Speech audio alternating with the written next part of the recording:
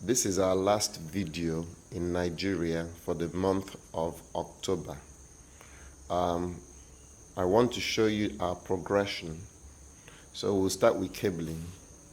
This was what we used as battery cable. As you can see, it's two cables rolled together.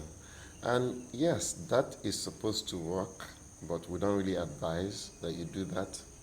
As you can see, we compromised on the lug area. And this is not necessarily a good thing if you're going to put large loads through them. We also saw, as you see, we went from doing this, because we did not know any better, to doing this. Look at the strands inside of them.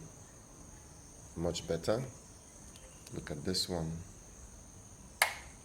Okay.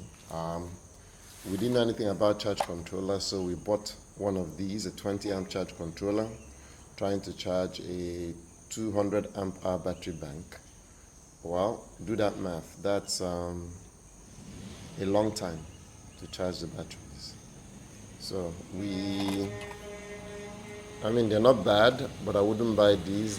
And one of the things, as you see on this, is it doesn't tell you what voltage to run through it, and it doesn't tell you what the maximum watts you can push through it is.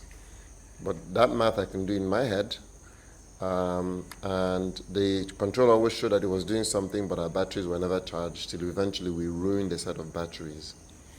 Now this is the tricky part, the panels. So we purchased these panels from China. The manufacturer who sold us the inverter also sold us panels. And these panels, they claim, are rated at 200 watts. Let me see if my camera can focus. At 200 watts, 34.4 volts, 6 amps, an open circuit voltage of 43.2, and short circuit current of 6.5, which makes no sense that those two numbers are pretty close by. Sorry, I almost dropped it. And let me go back a little bit so you can get a reference point for how big this, or how small or big this panel is. All our system performance issues were related to these panels. We had 4 of them hooked up and supposed to produce 800 watts max. We're lucky if we saw 150. So either the panels are junk, which I know they are, and the manufacturer lied to us. We didn't do our connections incorrectly. So panels are critical.